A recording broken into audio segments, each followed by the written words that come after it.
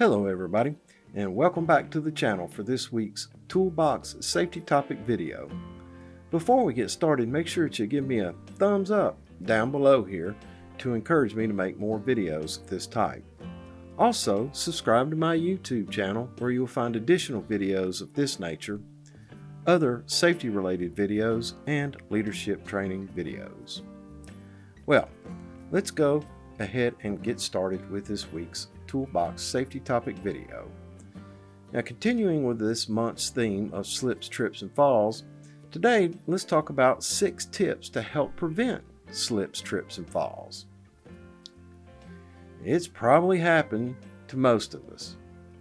The momentary lapse of attention, thinking about a personal problem, or distraction of an activity that ends in a slip, trip, or a fall.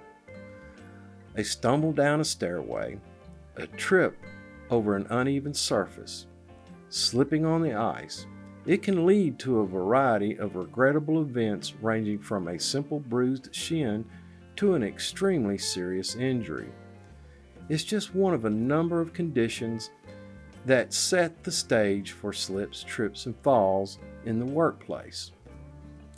According to the U.S. Department of Labor, slips, trips, and falls make up the majority of accidents, which account for 15% of all accidental deaths per year, the second leading cause behind motor vehicles. About 25% of all reported injury claims per fiscal year. More than 95 million lost work days per year. That's about 65% of all work days lost. In general, slips and trips occur due to a loss of traction between the shoe and the walking surface, or an inadvertent contact with a fixed or movable object, which may lead to a fall. There are a variety of situations that may cause slips, trips, and falls. Some of those might include wet or greasy floors, dry floors with wood dust or powder, uneven walking surfaces, polished or freshly waxed floors, loose flooring, carpet, or mats, transition from one floor type to another, missing or uneven floor tiles and bricks, damaged or irregular steps with no handrails, sloped walking surfaces, shoes with wet, muddy, greasy, or oily soles, clutter, electric cords or cables, open desk or file cabinet drawers, damaged ladder steps, ramps and gangplanks without skid-resistant surfaces, metal surfaces such as dock plates and construction plates. And then there's weather hazards: rain, sleet, ice, snow, hail, and frost. Wet leaves or pine needles.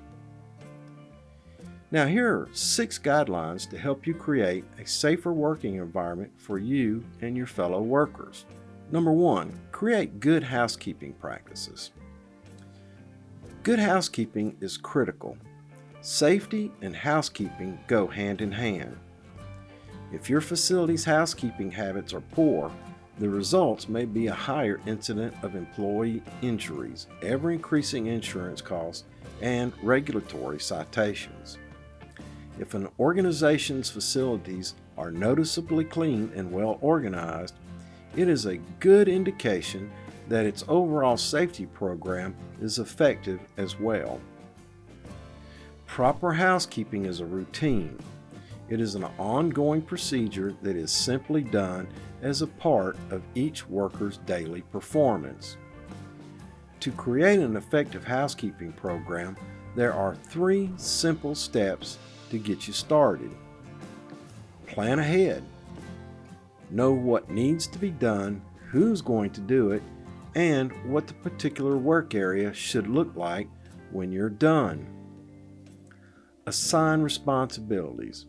It may be necessary to assign a specific person or group of workers to clean up, although personal responsibilities for cleaning up after oneself is preferred. And implement a program. Establish housekeeping procedures as a part of the daily routine. Number 2, reduce wet or slippery surfaces. Walking surfaces account for a significant portion of injuries reported by state agencies.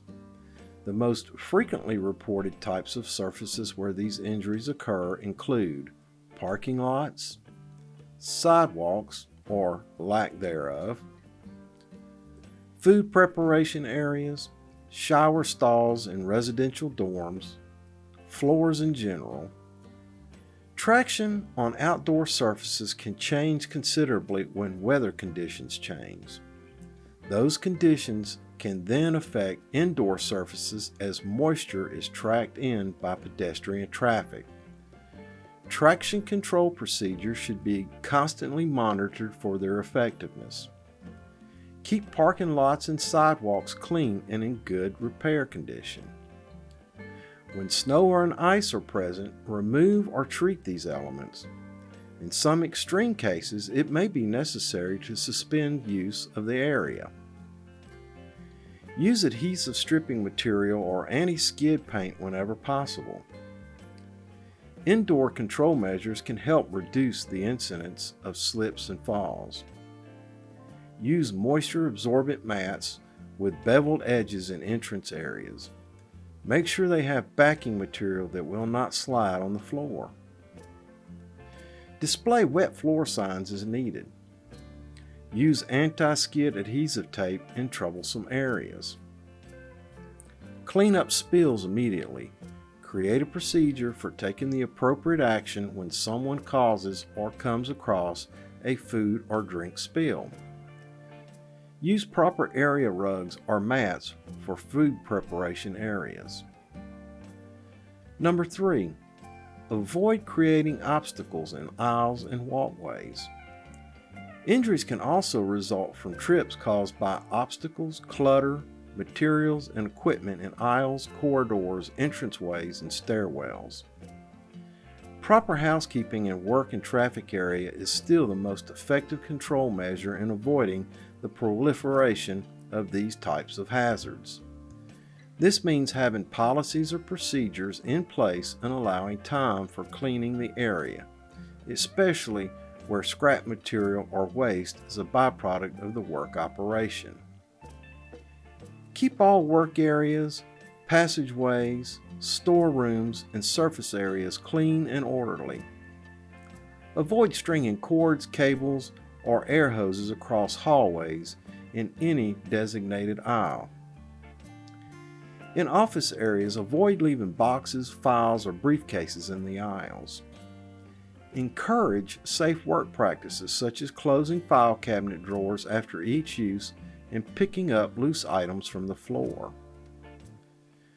Also, conduct periodic inspections for slip and trip hazards. Number 4, create and maintain proper lighting. Poor lighting in the workplace is associated with an increase in accidents. Use proper illumination in walkways, staircases, ramps, hallways, basements, construction areas, and dock areas. Keep work areas well lit and clean. Upon entering a darkened room, always turn the light on first. Keep poorly lit walkways clear of clutter and obstructions. Keep areas around light switches clear and accessible. Repair fixtures, switches, and cords immediately if they malfunction. Wear proper shoes. The shoes we wear can play a big part in preventing falls and are critical component of PPE. The slickness of the soles and the type of heels worn need to be evaluated to avoid slips, trips, and falls. Shoelaces need to be tied correctly. Whenever a fall-related injury is investigated, the footwear needs to be evaluated to see if it contributed to the incident. Employees are expected to wear footwear appropriate for the duties of their work task. Number 6, control individual behavior. This condition is the toughest to control It's human nature to let our guard down temporarily and be distracted by random thoughts or doing multiple activities. Being in a hurry will result in walking too fast or running, which increases the chance of a slip, trip, or fall. Taking shortcuts, not watching where one is going, using a cell phone, carrying materials which obstruct the vision, wearing sunglasses in low light areas, not using designated walkways, and speed are common factors in many on-the-job injuries. It's ultimately up to each individual to plan, stay alert, and pay attention.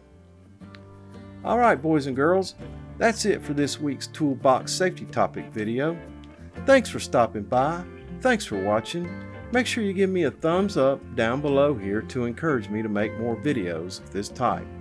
Also, subscribe to my YouTube channel where you'll find additional videos of this nature, other safety-related videos, and leadership training videos. And until we see each other again, take care of yourself because you're number one.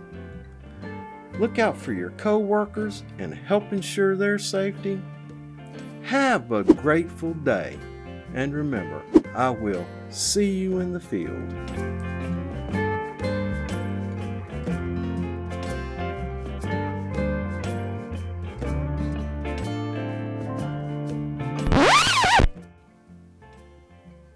Okay, it says start recording. Sure looks bright. If I can turn that down a little bit.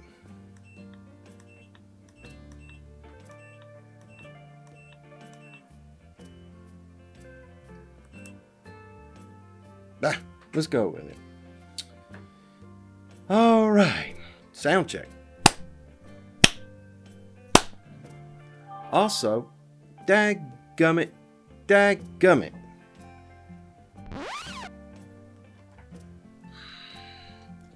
Every time I forget to turn off that darn phone ringer.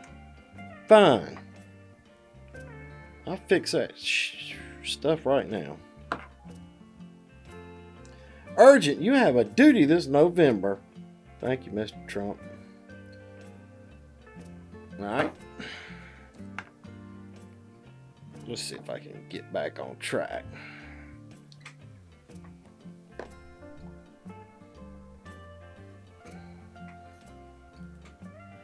All right, try this again.